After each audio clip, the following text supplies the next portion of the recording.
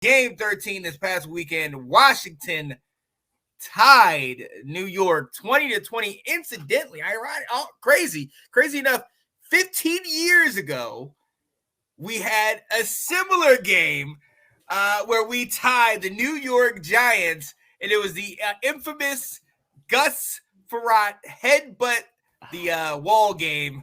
Yes. I was. Oh my God, ladies and gentlemen.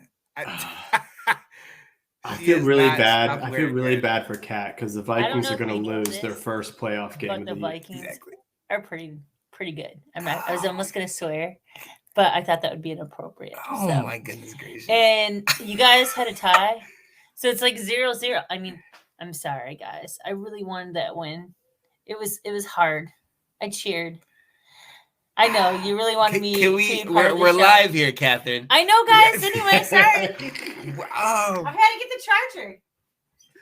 When your team is 10-2, you can just jump on anybody's show and say whatever it is. Her team is not 10-2. The Lions are not 10-2. Oh, no! Hey, her new team. She gave up on the Lions a while ago. No, I didn't. I like both. I just don't know who to cheer for this. They're in the same division. That's not. Yeah. You can't do that. They're in the same division. How do you like them both? You know what? Well, she also likes Michigan and Michigan State. No, I don't. Yeah, if Michigan's playing Ohio State, you like Michigan. I don't know. This was a hard year. Okay, we have a show here. All right, back to ladies the show. And sorry about this, ladies and gentlemen. Sorry, guys. Look at this. No. Kat is not in the show, Delilah. Don't stir that pot. Right. What is going on, Anthony? Look, the 2020 Barbara Walters game, right? It's so that the Gus Frerotte headbutt game. I feel like so Jeff Hostetler came in. And I feel like we were driving to take the lead or be in a position to win it.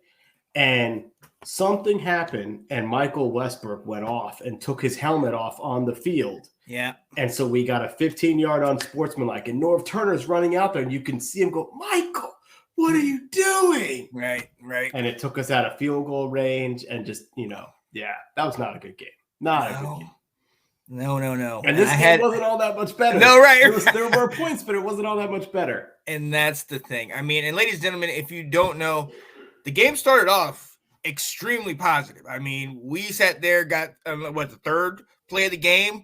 We get stripped. Daniel Jones fumbles the rock. We ended up picking that up, driving down the field, and only getting a field goal. We'll talk about that in a little bit. But then we end up getting it back. They go 3 and out. We get the ball back. We score a touchdown. We're up 10-0 early. Mm-hmm. And I'm going to tell you, there was a point where, I started to get a little not cocky, but kind of like, can we run away with this thing? Yes, like, absolutely. We were firmly in control. And then the tides turned a little bit, Will. Yep, absolutely. I was feeling the same way. It's like we started off and it was like, okay. All right, we came to play. We've got a game plan. Heineke is playing within what's open to him. He's making good throws. Yeah. The Giants got a big play, that the Darius Slayton catch, the 55-yarder, really kind of changed the game. Yeah. And they started to get some momentum from that because I think that led to a touchdown drive for them to tie it too. Yeah. And just kind of, it was, it's 20 points in each team. It's not a terrible game. It just wasn't that great of offense out there. Or you could say maybe the teams, played better defense potentially. And they did get a lot of guys back on defense. So that helped. What I thought was most interesting towards the end of the game was one of two things. I think the fact that this game was played in December with both teams vying for a playoff spot factored real heavily in the decisions the coaches made because they were really conservative, punting the ball a couple times. The Giants were within Gano's field goal range and they punted it instead of kicking it. Whereas I think if this game had been played in September, October, we could have gone for 2 when it was 20-19. Yep. There could have been a little bit more aggression out there, but they didn't. They were very conservative and said, we've got more stuff at stake here. And I've got a locker room of guys who want to win this game. And so, they both Daboll and Rivera were very conservative in their game plan towards the end of the game and into overtime to almost saying like, I'll accept a tie. Right. And it's kind of crazy because after Taylor Heineke drives us down to tie the game up at 20. Even at that point, it was kind of like, I know at least for us, from our side, it was kind of like, okay, cool. You and I were texting back and forth. Okay, is he gonna get another opportunity? Can he do it? But then you saw how overtime went, and it was kind of like you each almost had a shot, but then you didn't. Everybody had like a drive where it's like, okay, it's moving, stopped. It's moving, stop. You know, the time when we're back in our own end zone and we get it out there, we get half midfield and we just can't get the few couple yards extra.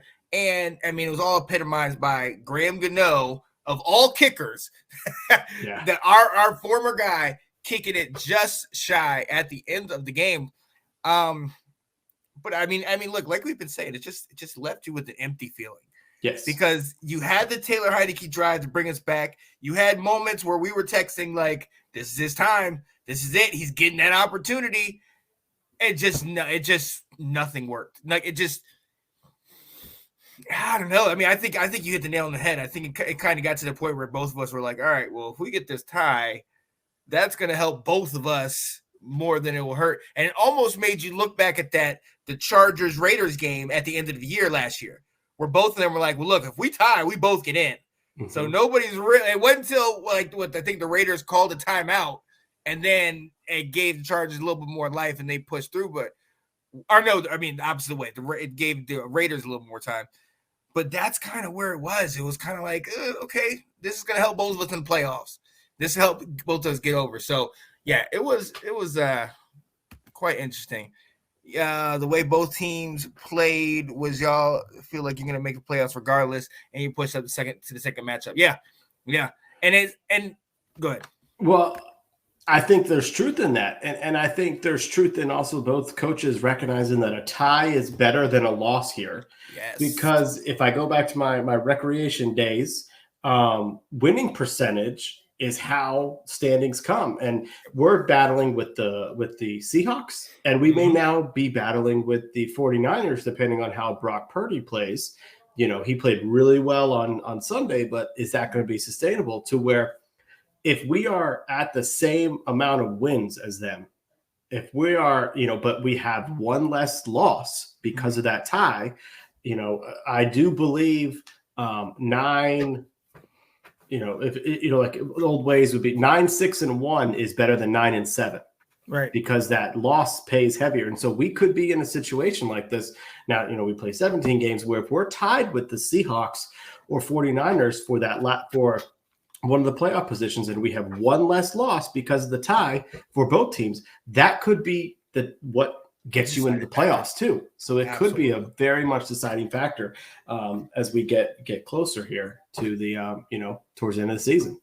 Absolutely. And it just makes it so our next game is going to be so huge. It's for all the marbles. It is, because they go and play Philly, so there's a chance we both go into that game now 7, 5, and 1, which is why NBC, the NFL flexed it to Sunday night, because now it became a much more game with much more ramifications. So as it sits right now, the New York Giants are 6th in the playoff picture. Right now, we are 8th. We are right behind Geno Smith and Seattle. Like Delilah said, like I said, a bit above. I'm proud of Seattle, though, and what Geno Smith is doing. I like it. You guys are still in the race, yeah. I do, because he was so written off, and he looked terrible for so many years. And then you look at what I thought Pete Carroll should have been fired last year. And then it's like, then you make this trade, and you're like, what are they doing? Right. And look how good Seattle looks from this. Holy smokes. Oh, yeah. As compared to those that left Seattle. Russ can't cook. No, get him out of the kitchen, please. Yeah, you're banned from the kitchen, Russ. Come on, man. So, hey, look. Let's go quickly into this. What are some of your positives? What are some of your things that we did do well in this game that could have led to a victory? Yeah. So, what has been our bread and butter all year? Our defensive line, our defensive play. I was worried going in because we didn't have Benjamin St-Juste. We didn't have Cole Holcomb. And it's like, okay, at some point we're going to get burned by this. Christian Holmes should not be starting. We don't want him out there. And he did get burned on that 55-yarder Oh, yeah. But it was our defensive line again. Allen, Payne, Sweat. We keep saying their names. Casey Toohill making plays, James Smith-Williams making plays, F.A. Obata. They're just playing as a unit so well. And there are times when Payne and Allen are just unblockable. Yeah. And this is what I've always hoped we could have. I always reference Fletcher Cox as a guy who just couldn't be stopped. And Jonathan Allen's turning into that guy where it's taking double teams and he's still making plays. And if you double team him, then Deron Payne is making the plays. So they just continue to be what, the catalyst to our team. And while we're able to be in games that we don't give up more than 20 points a game, because that is, our bread and butter is running game, slow the game down, and play stout defense. And what a change from the beginning of the year. We are absolutely playing stout defense. So my first positive goes to the defense, and especially the defensive line. Oh, absolutely. Absolutely. I think it was the stat was 9 straight games with under like 21 points. Yeah. Or something like that. They're or doing like great. In the mid-20s. I love that. We're doing phenomenal. You know what I do? I always do this. I go to the position I played in high school, running. The running back room is great. Over 30 carries as a team for over 160 yards on the ground. Definitely we already know our leading rusher, our guy, Brian Robinson, who, if you watch this man play, there's sometimes when you have a guy that runs up the middle and you're just like, oh, why are we running this play? It's not doing anything. But every time I watch him, I sit there and I'm like, you're on the edge of your seat because he moves piles. Yes. You have times, and you had it multiple times in this game, where a 2-yard run turned into a 5, 6, 7-yard run. And all of a sudden, that's changing the down and distance. So shout out to him. Came 4 yards short of that elusive 100-yard game. He did have one last week. I was like, yo, you're going to get back-to-back 100-yard games? I was with 96, real close. Right. But what I really loved, they find that they're going to run the ball, 21 carries. They're consistently giving it to him, and you can see he's getting hungry and hungry as it goes. We had Gibson still getting in the mix. The X factor, though, in my opinion, that I love that we're doing, and we only do it a couple times a game, Curtis Samuel. I've always talked all year about that emotion, how that emotion affects defenses. When Curtis Samuel gets in there, I understand his size. I understand, he's a smaller dude. My man gets up in there. Like, he gets in the hole and he starts going. And I'm like, there was a play he made on, I believe it was either second or third down, where it was like a draw. You gave it to him, and he kind of made a couple quick cuts over to the right and got a first down. And the announcer was saying, see, that's what Curtis Samuel does. That's what we missed last year when he was hurt. Him being on the field, it opens it up. And not only is that giving a breather to those other two running backs, but it's a whole different, like, him in space is extremely elusive. AG in space is solid, and we know what Brian Robinson is, but all three of them have a little bit of that little shoulder switch to them. I love it. I love what they're doing because they're tough, they're rugged, but they're also being able to move, and we're all getting in there. I love it. So the running game is being established. I've been talking about it all year. The two things we talked about, these two things that we first touched on, are the two major things that have kept us throughout this season. Good running game, solid defense. So that's definitely my first positive, man. What else you got? Yeah, no, I loved what you talked about. But the running game, and what I thought was really cool on Sunday was there were times when Curtis Samuel was lined up in the backfield, and the announcers didn't know who had the ball. Yeah. They couldn't tell because was that Gibson with it? Was it Samuel? Was it Brian Robinson just running a little bit faster than normal? And so, like you said, they're finding wrinkles to get him the ball in his hands, and it's not just on jet sweeps. It's actually lining him up as a tailback and saying, here we go, handoff right to you. So I know it was great. Kind of going with that then and talking about Curtis Samuel is the fact that our receivers, we've been yelling all year about, can we get the receivers involved? Can we get Terry the ball early? And we did. Our first half of, the first half was really, really good that we were playing with. Heineke was getting rid of the ball. He was getting him out in rhythm. He was spreading around. That touchdown pass that he had to Terry McLaurin was pretty nice because he had what I think it was Ojulari bearing down on him, and he was able to flip it. And then Terry stiff-armed former Redskin Fabian Moreau said, "You're not going to tackle me." and then he ran right past him. I mean, we made a point to come after him that day. They did. Well, it was a good thing they did too. But we got our receivers involved. Now, some of this is because of fourth quarter stats. I think a lot of Curtis Samuel's yards, he had 63 yards catching. Some of that was in the fourth quarter. But we still got them involved. They had over 200 yards combined between McLaurin, Samuel, and Josh Doctson. Jahan Dotson came back. I can't believe I just called him Josh Dotson. Oh, don't do that. No, we don't want that receiver. We do not want him Jahan came back, and he looked like his hamstring. He may be over it. That spin move that he made, the quick burst. That was a really nice catch and run that he had. And so I just love seeing how much we were getting the receivers involved. So that was my second positive out there. Oh, absolutely. Yeah, that spin move to me. Oh my goodness gracious! And it was funny because the announcer was like, "Oh, what button is that? What button?" I was like, "That's O. That's on the right side. That spin where he spins out."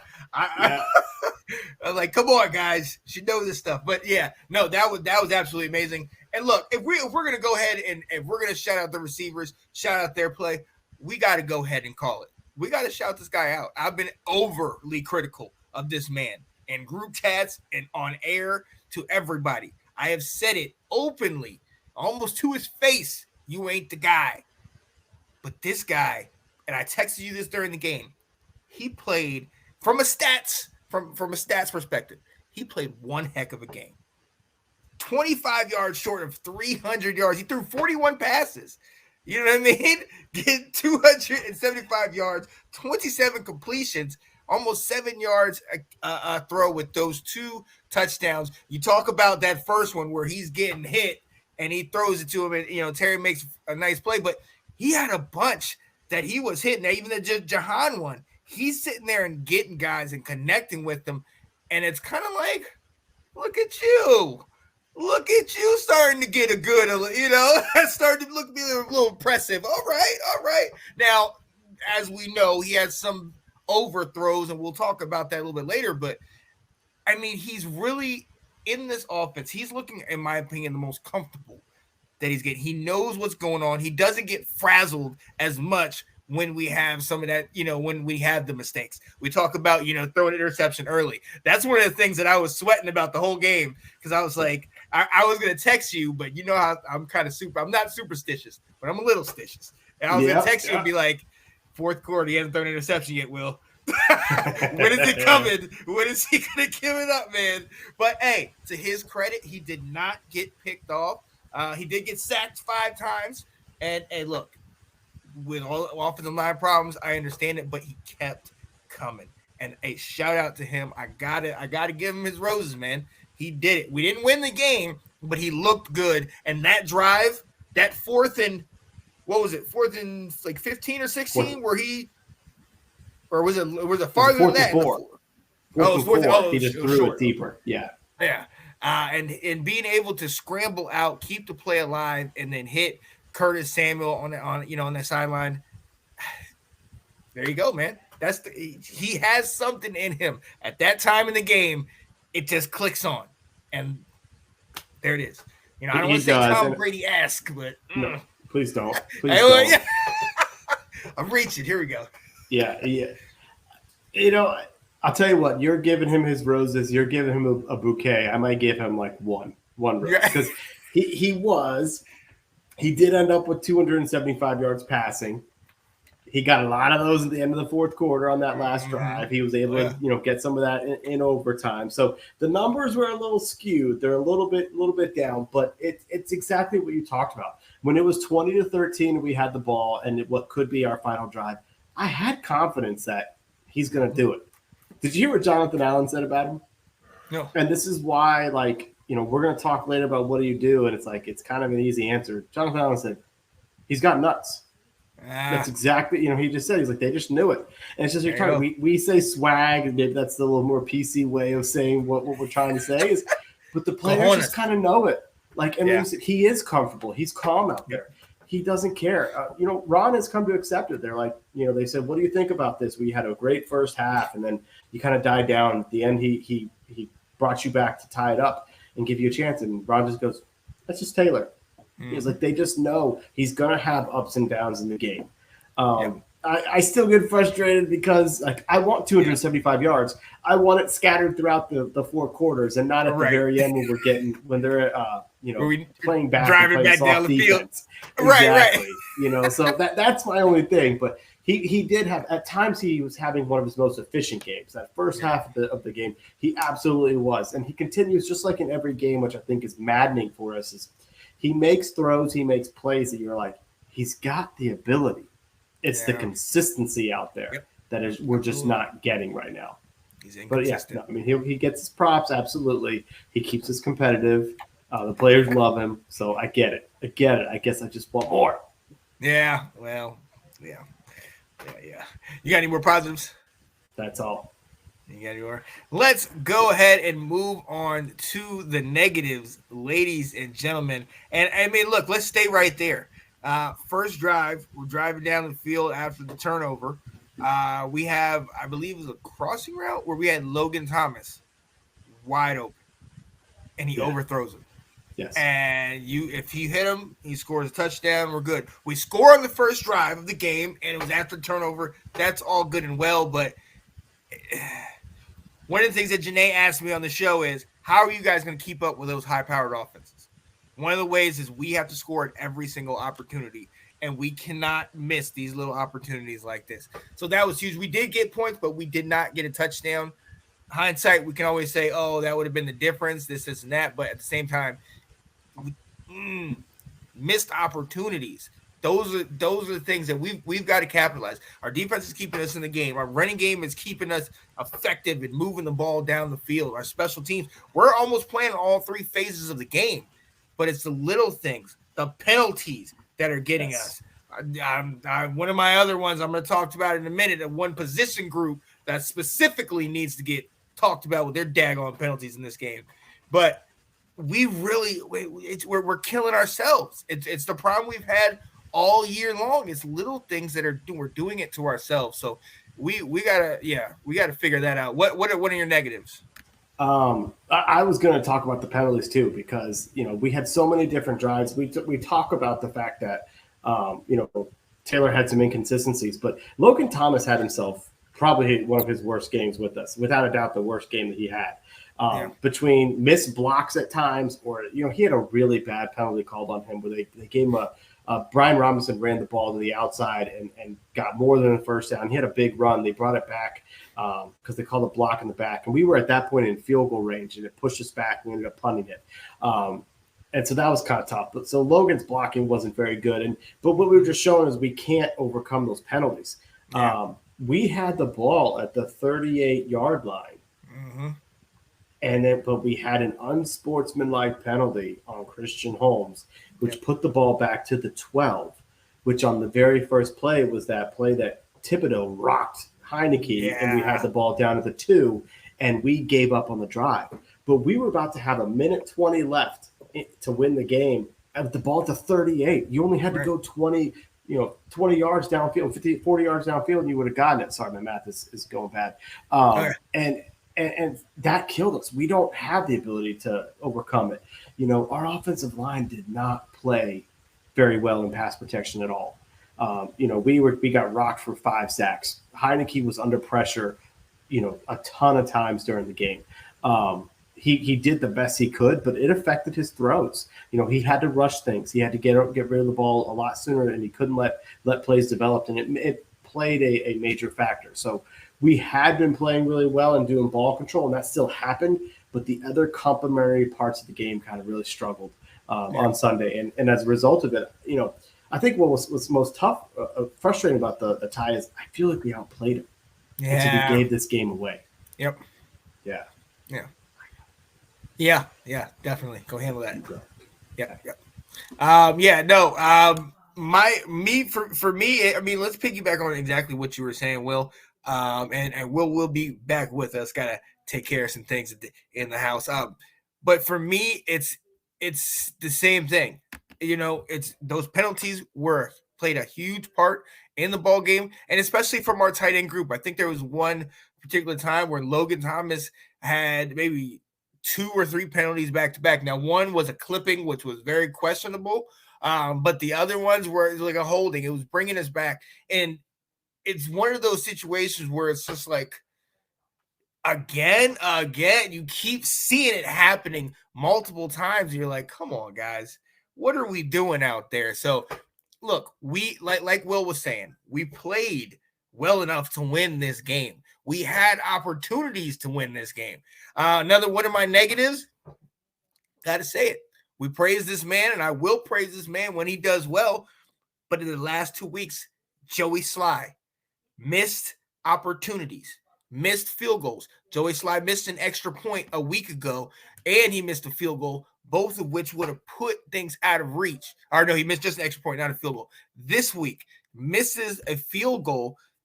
As you see, things would have been different. Now, to his credit, he had 7 straight field goals from 50 plus going into this one, but he missed that 52-yarder, which would have changed things. So, it's little things like that.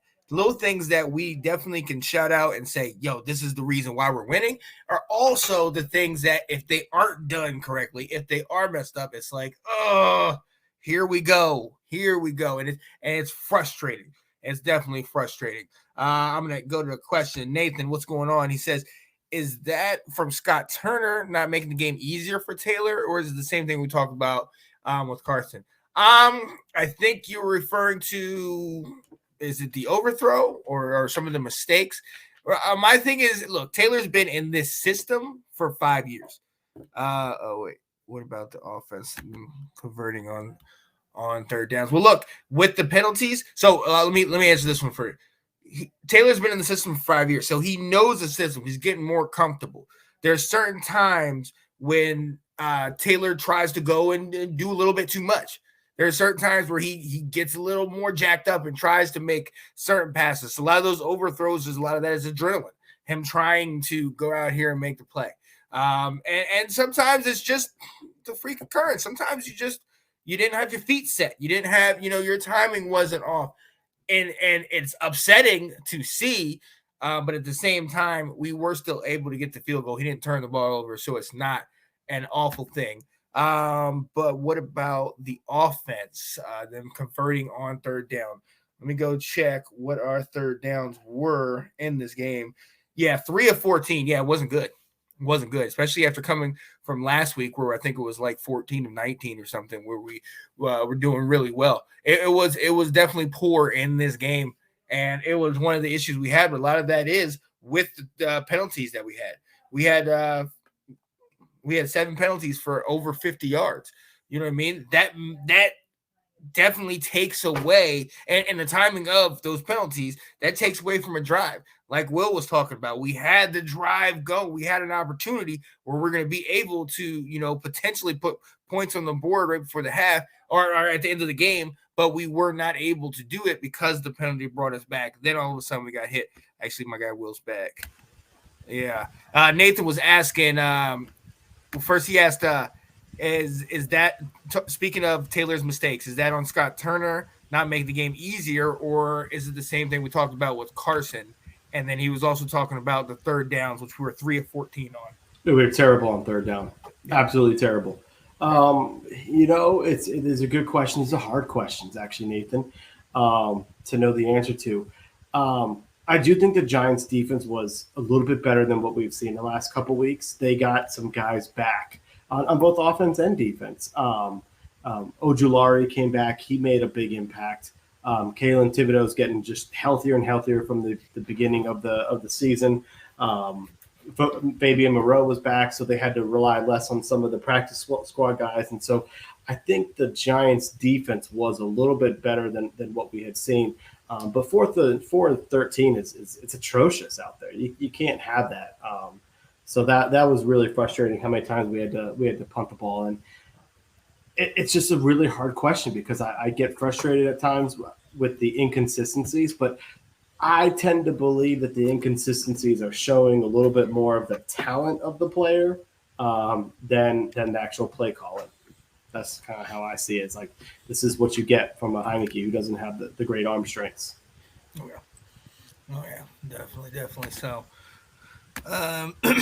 this is like what Baltimore dealing with, relying on Tucker or Sly can't be the reason for a win. Yeah. Right. Yeah. Well, You need that's to be one able of to the put up things some I more. was. Yeah, that's one of the things I was talking about. How Sly that missed field goal, although he had 7 straight leading up to that or 50 plus, him missing that field goal was definitely hurt. And that one with the missed extra point a week ago, which I talked about, even though we did get the win, it was still, you get that and the game is Could more be different. over. Yeah, right. Because Right. now they have to score and get the extra point or think about going for 2 as opposed to what was it, 16-10 at that particular point. Right. And then Right. they could have scored and won the game. So On that play though, the play before that, I got so angry at Heineke because he took a bad sack there, which pushed the field goal back. And I remember yelling at the screen like, "You can't take a sack there," But obviously based on the pressure, he may really not have time to get rid of the ball and not take a intentional grounding, which would have taken away from So you kind of pick your poison there, right. But that was frustrating because, like you said, 52 yards, not a gimme. He's been doing well with it, but as you see, then it made that kick all that more difficult. Okay. Absolutely. So, you have any more negatives? Sorry. Did you talk about Daniel Jones's running and some of the? No, I haven't touched. I haven't touched on defense at all. Perfect. Oh, okay. On defense. All right. Excellent. But I didn't miss it, and I was able to get the kid back down. He was not freaking out here. We're going through a little bit of sleep regression. So it's a whole lot of fun. Oh yeah. So one of my keys to the game was controlling Daniel Jones's running, and we did not do that out there. He burned us on whether it was just straight quarterback keepers, whether it was they were running read options. He really did a good job out there. You're running for 71 yards. He ran for more yards than Saquon Barkley did. And it hurt us bad. He would get first downs with plays. He would extend drives. It was frustrating to watch because I thought we were going to make some improvements from the week before. The defense, now that's 2 weeks in a row. We've given up more than 150 yards rushing. So it's kind of something to be looking into. As much as we talk about the defense going well and having that bend but don't break, not only giving up, not giving up more than 20 points, giving up a lot of yards on offense. You're playing a team that has a similar style to you, and we were not able to control that the way we really, really needed to.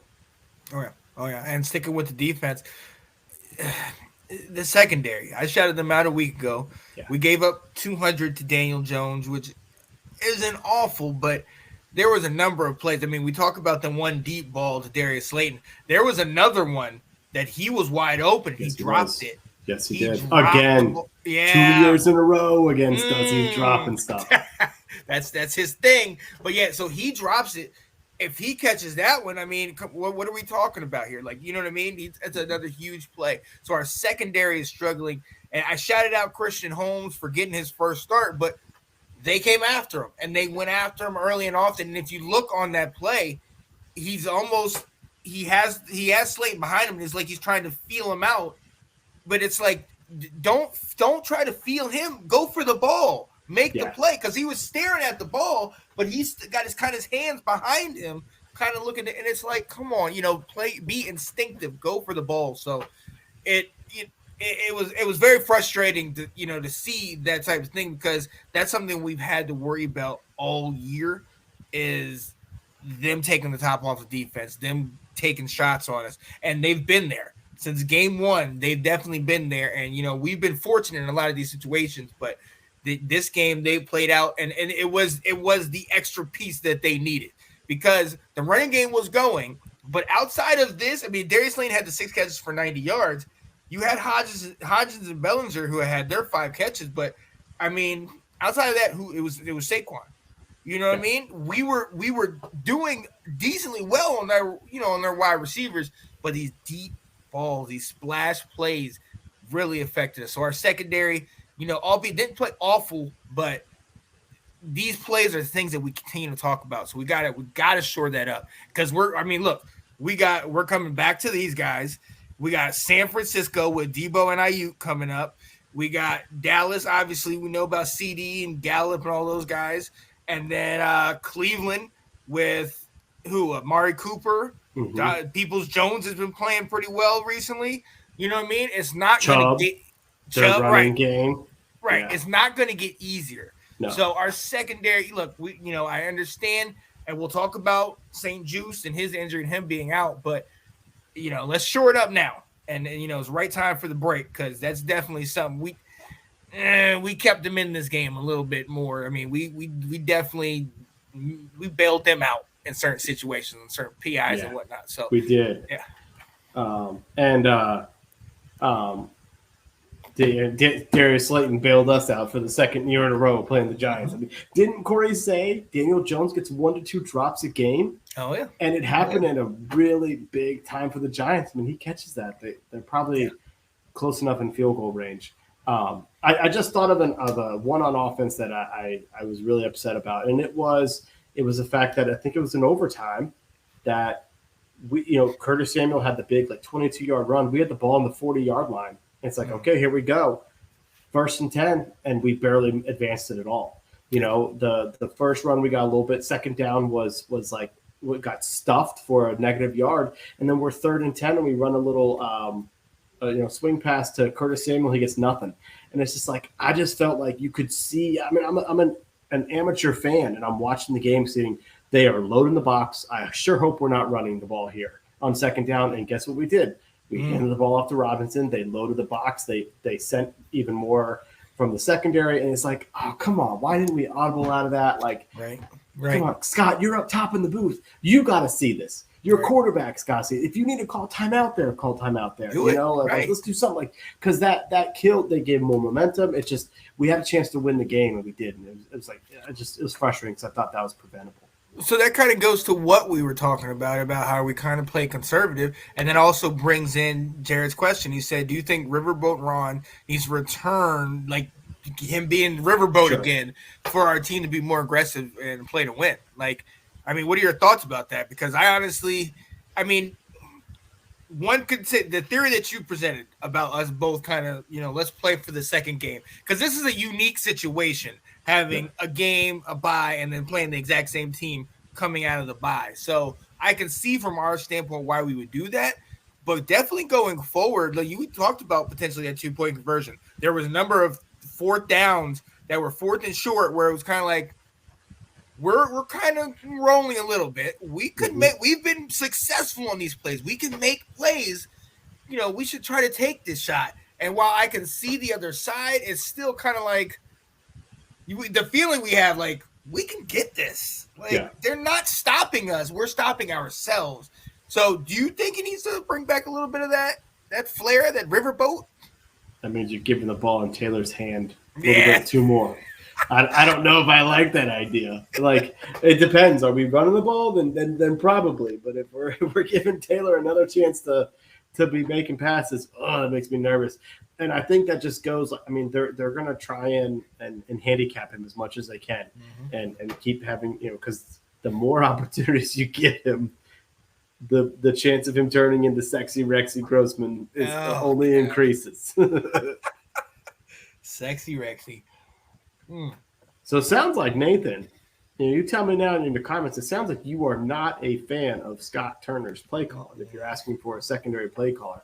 I don't know who that would be. The quarterback's coach is Ken Zampese. I don't think he's done that before. Our wide receivers coach, I don't think has done it. So I don't know who you'd be turning to do that. I still think some of the play calling issues, at times can be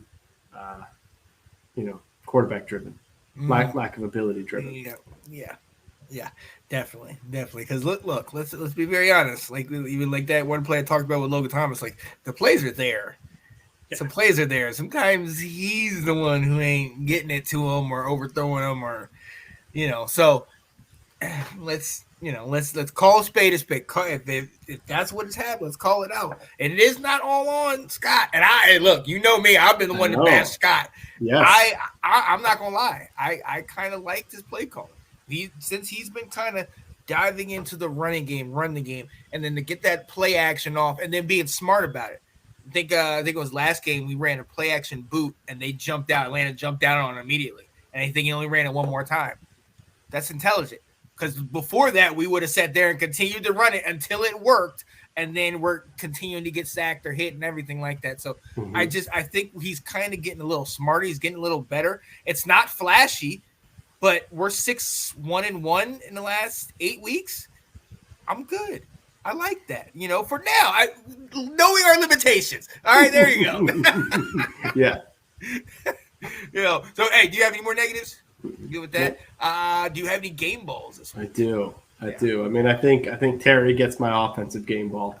We got him involved early and often. He made a great play on that touchdown catch. I was glad to see him involved so much, and he made play after play, including catching what could have been an interception. He snatched out of the air and saved his quarterback. So.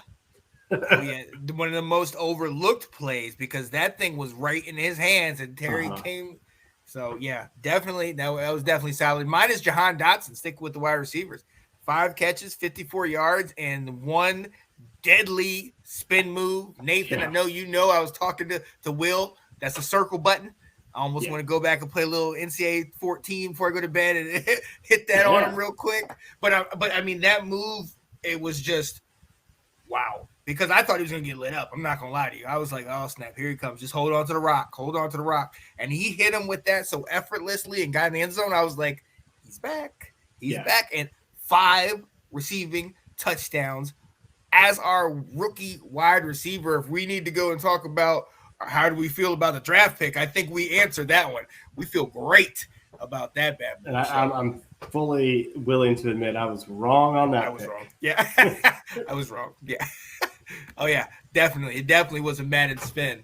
Definitely was a matted. You got a defensive. I keep going back to these guys. D-line. Allen and Payne, our defensive tackles. They are our stalwarts. I mean, Allen had seven tackles solo. He assisted on 1 in the sack. Payne had 2 sacks. I mean, it's just they disrupt the play. They disrupt the game every single time. And I believe I saw Allen might have sat out maybe a handful. He played on more than 95% of the snaps this time. It's like he was not coming out of the game. No. And that was huge. And he just makes a huge difference. I love it. I love it from those guys. Absolutely. And I'm staying right there with you. But I did Jamin Davis. 10 tackles, 7 of them solo, 1 tackle, 1 TFL. Let's go. I mean, you talked about him having that rise. We talked about with the absence, and now we're going to talk about how that permanent absence of Cole Turner, Jamin Davis needs to step up, and he has absolutely been that guy. He stepped up into that role, second in tackles in this game, just right behind Cam Curl. Let's go. We needed that. We needed that from him. He's coming into his own. He's getting very, very comfortable, and it showed in his play. It shows how quickly he's getting to certain plays. He's always around the ball now. Yes. And that's something, last year he was thinking a lot. This year he's just there. He's reacting, and I love it. I love it. And it showed out in this game too. So. Yeah, I mean, he's not going to be a Micah Parsons, but I mean, we kind of talked about it. Is he going to be a Shaq Thompson, where his rookie year he really wasn't much, and then he turned into something? Right. It's like, oh, maybe Jack and Ron knew what they were doing. Maybe they saw enough in it, and it took a little bit. I love this comment by Jared, by the way. Yeah. It is one of those things where I do think they need to utilize his athletic ability a little bit more. I wish they would. I mean, what's to say that he can't do some of the things that Daniel Jones was doing? Right. I mean, the last 2 quarterbacks, Daniel Jones and Marcus Mariota. You know what I mean? You telling me he can't throw better, some of those passes better, and then with the threat of the running game, and no disrespect to Cordell Patterson and Tyler Algier, but they're not that threatening. No. I think Brian Robinson and AG coming out, and then a little dose of Samuel from time to time. Yeah, that's scary. Yeah. I wouldn't want to have to deal with that all day. And then if you have Taylor Heineke, who we know has the wheels, he knows how to pull it out and get the good fakes. Let's go with it. I'm with that. I like that idea. I think the reason why they don't is his size. Yeah. And they don't. He admitted at the end of last year he was more battered and bruised than he's ever been. And he said it took him some time to recover. And it affected him towards the end of the season, just, ribs, arms, all that stuff, just kind of affecting his passes. And I think they're careful about that. So, he did put on some more muscle to be able to handle it. But this plays to his strength, not just because for his ability to run. Taylor's biggest asset to the team is his moxie. Mm-hmm. And if you get Taylor Heineke getting first downs, sliding for first downs, and he gets up and does his little point that he does, like you're only amping up your offense a little bit. So, it is something that's a good point to think about. Like, should we be looking into some of this? I mean, let's be honest. Like, every time he scores a touchdown, we just want to see how long he's going to hold that. That face. He does. How long are you holding it? I'm like, all right, unclench, you're good. Go to the sidelines. Oh man, yes, he's on my fantasy team. I don't want to talk about this. He's on my fantasy team in another league too. Yeah, he's not doing so well at this. Now Nathan's trying to take a little dig because he whooped one of my teams by like 50 points last week. He didn't say anything. Thank you, Nathan. You won. Congratulations. I do like this point. Yeah, Washington needs an investment online, but I think he needs to look for tight ends to replace Logan. We tried to do that with Cole Turner, and I'm glad to see Cole getting a little bit more action, but Bates is clearly he ain't making plays out there. No, he's not. He's getting holding penalties and crap like that. Bates is our guy. We know that. Logan is. Yeah, I don't know if he's just Logan just hasn't had the bounce back year. We knew he was coming back from an injury, but he seems to not be. Yeah, I don't know what it is. Because Heineke threw to Logan a lot last year before he got hurt. So I thought there'd be a little bit more once Logan started feeling better. But he's had a rough year, without a doubt. For sure. So, ladies and gentlemen, that was our quick recap of not quick, almost hour recap of the game. But we had a lot to go into. It's funny. Alex was like, "Oh yeah, you guys are talking about that for a while." It's like, definitely did. We're gonna do a. Thanks for watching. If you like that clip, be sure to check out the other great content from the Let's Talk Football community. And as always, please like, subscribe, and hit that notification bell so you'll be notified when more great content like this becomes available.